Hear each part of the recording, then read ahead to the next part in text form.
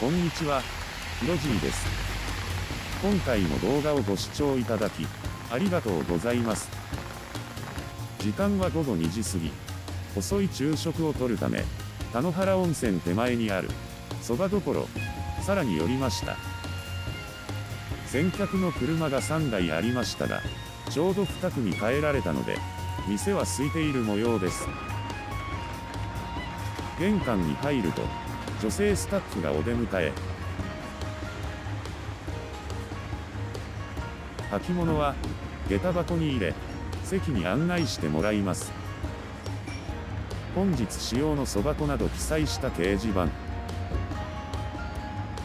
カウンターの前を通り奥に進みます。客席に入る手前には、待ち合わせベンチが置かれています。地元の加工食品やそば茶なども、店内で販売しています。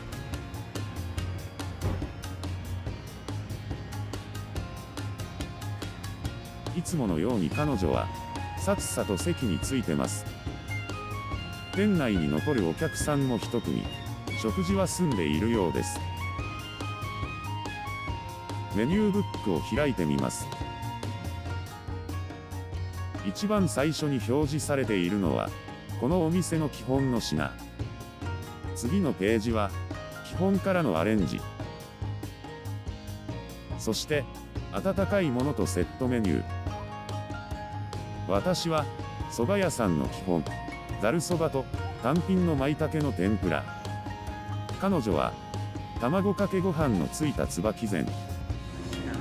それでは、いただきます。こちらのそばは、そば粉10に対して、小麦粉1の割合で作られた、外一と呼ばれるそば。わさびと合わせると、そばの甘みを感じます。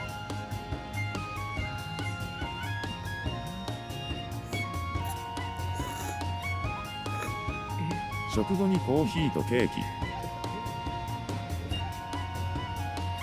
ごちそうさまでした。外は、雨足が少し弱まったようです。午後3時前、店内には私たちだけ。美味しいお蕎麦とうこっけいの卵かけご飯。皆さんも、ぜひ寄ってみてください。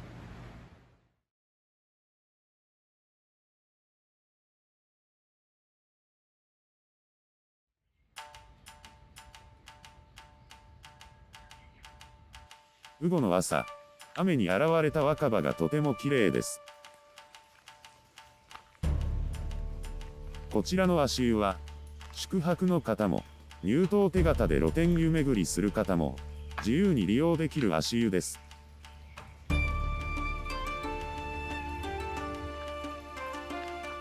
黒川温泉は、3カ所の宿の露天湯を利用できる、入湯手形という湯巡りチケットが発案されて、一躍全国に知れ渡るようになった温泉地です。このチケットの発案者は、黒川温泉の発展は企画力と考えた、ここ、河野湯の本館、ふもと旅館の社長さんのようです。苔むした蝶ズバチ、風情がありますね。朝7時というこの時間は、宿泊者だけが利用できる時間帯です。森の湯と名付けられたこの露天風呂には、日本一深い立ち湯もあります。入湯手形は、各旅館でも、旅館組合の案内所でも購入することができます。それでは、中に入りましょう。板の間、腰板張りの砂壁、和風の脱衣室です。洗面台は3カ所。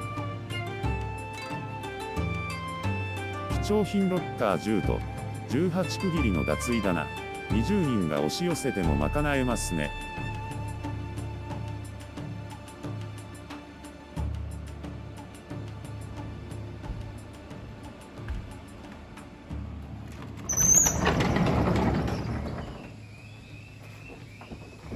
露天湯への扉を開けた途端、小鳥のさえずりが聞こえます。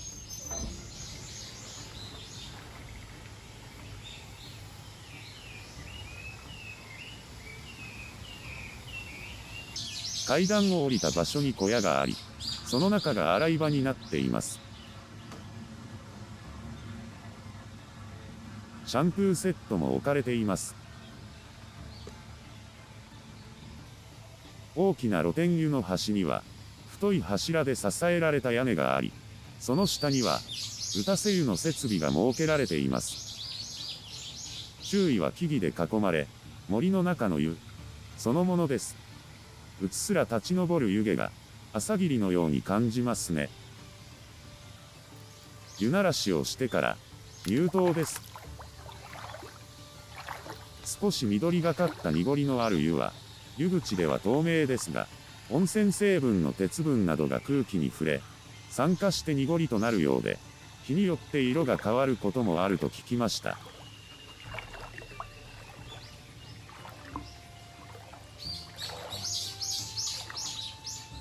屋根の下は浅くなっていて、腰湯ができ、この部分から打たせ湯の湯が出るようです。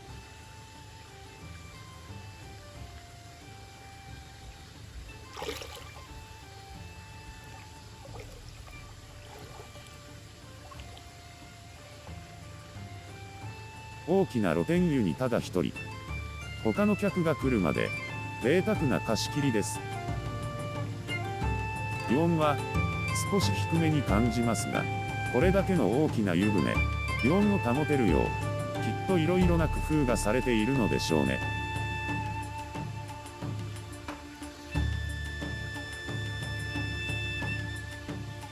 屋根の奥にある、立ち湯に行ってみようと思います。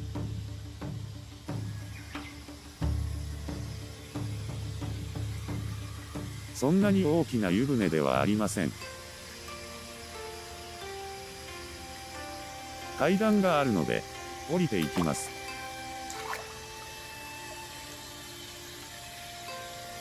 カメラを持ったままこれ以上は無理です。カメラを置いて、再び入ります。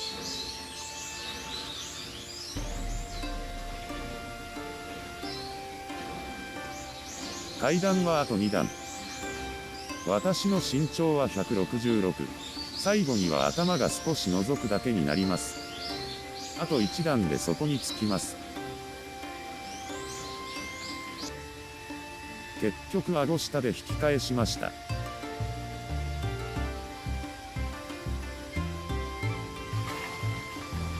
お助け棒を頼って先へ進むと、体が浮いてしまいます。お助け棒に捕まって、子供のように遊ぶじいさまを、人が見たら笑うでしょうね。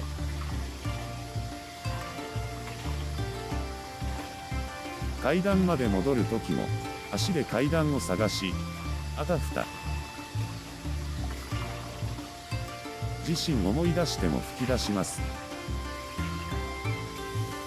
高台にあるので、立ち湯から見る景色も良いですね。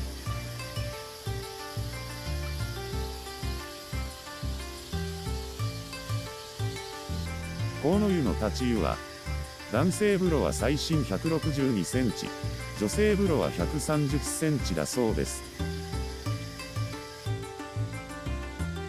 露天湯に戻ります。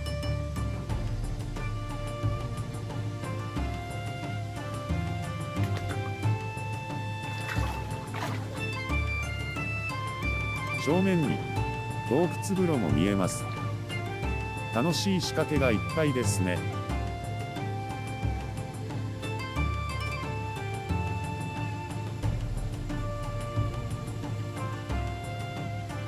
日も少し高くなりました。そろそろ上がることにしましょう。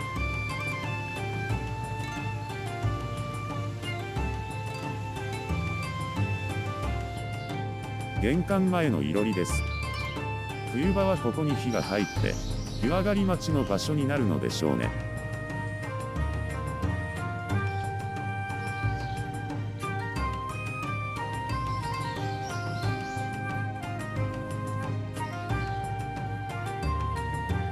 駐車場は、20台分ほど。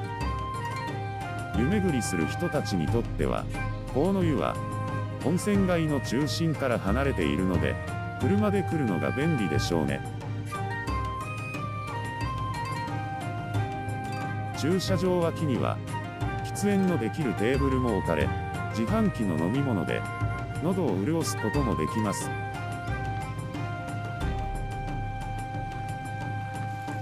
私は宿泊での利用でしたが、皆さんも湯巡りで黒川温泉を訪れたならば、ぜひ足を伸ばしてみてください。きっと楽しいひとときが過ごせると思います。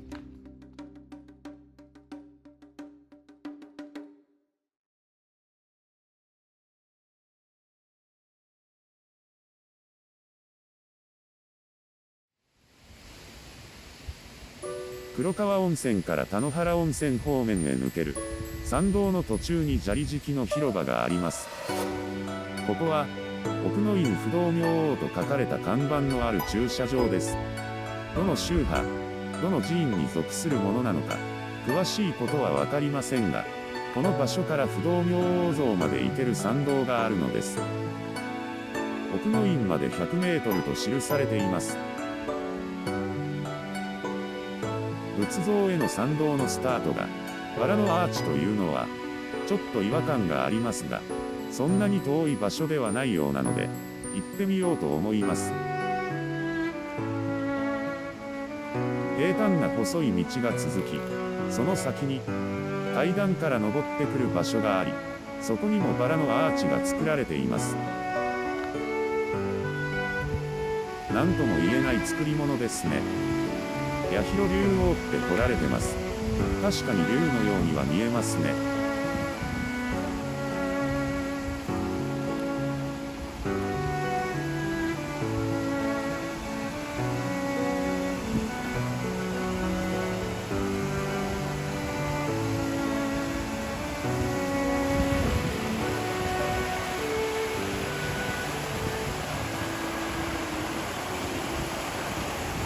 入り口から50メートルほど入ったと思いますが、急に川幅が狭くなり、景観が変わりました。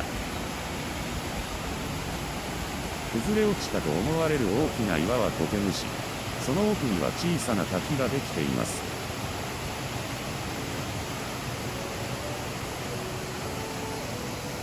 参道も崩れた泥で塞がれ、その手前のせり出した岩の下に、お地蔵様が祀られています。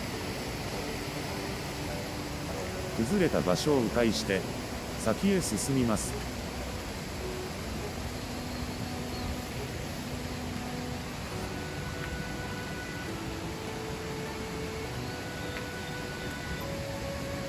その先に、上に登る階段が現れました。この先に不動明王が鎮座しているのでしょうか。階段の前に、川の大岩に行ける木の橋がかかっています。だいぶ朽ちてきているので、渡ることはやめました。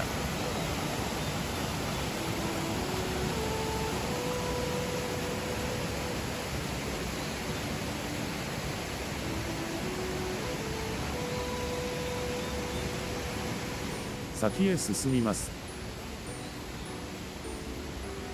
今度は降りる階段です。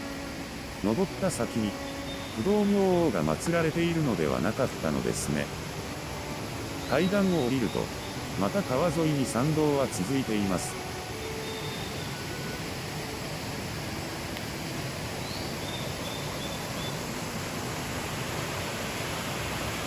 川の大岩に渡ってみます。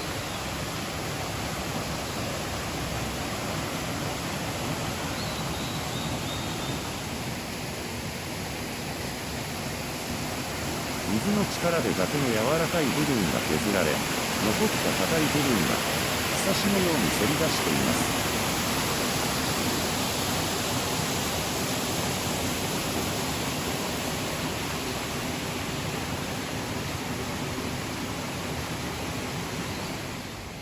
参道に戻って先へ進みます。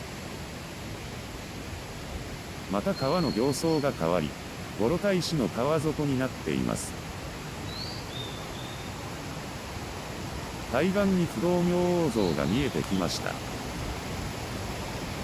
川の中にある大岩に橋が架けられ、それを渡って対岸に行くようです。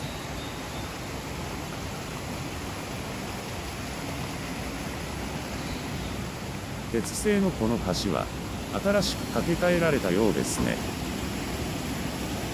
橋の手前まで来て、ここが滝壺であることが分かりました。硬い溶岩の下の柔らかい部分を、流れる水が削り取り、洞窟のような形状を作り出している姿は、阿蘇ではよく見られる滝の姿ですが、ここはかなり深くえぐられていて、自然の力の凄さを強く感じます。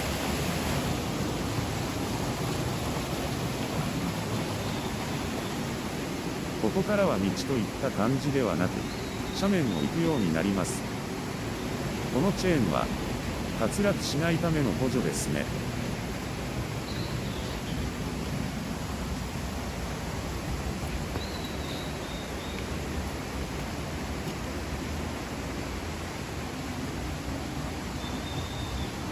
たどり着きました。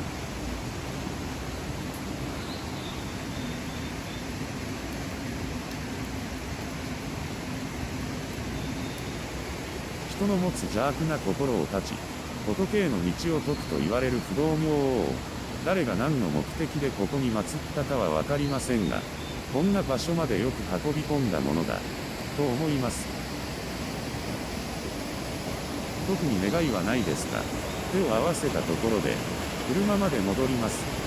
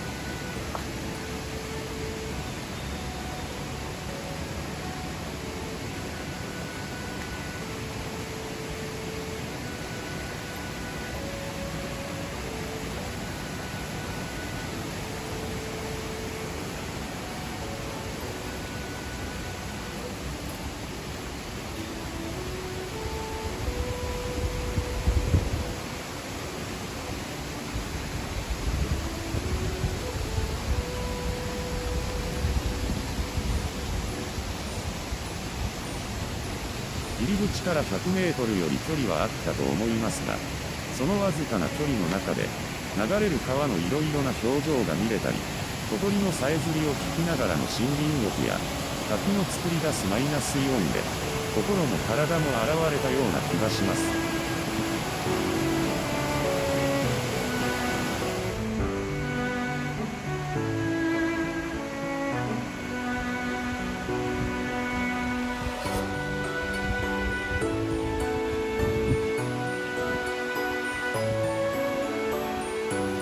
今回も最後までご視聴いただき、ありがとうございます。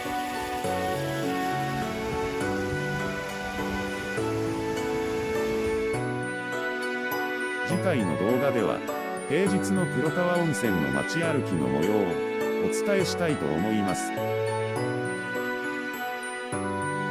平日の黒川温泉は、コロナ以降、驚くほど閑散としています。また以前のような、活気ある温泉街に戻ってほしいと思うのは、地元の人たちばかりではなく、客である私たちも、そうあってほしいと願います。そして、手打ちそば俊さんで出会った絶品そばがきについてもお伝えしたいと思います。それでは次回の動画でお会いしましょう。お元気で。さようなら。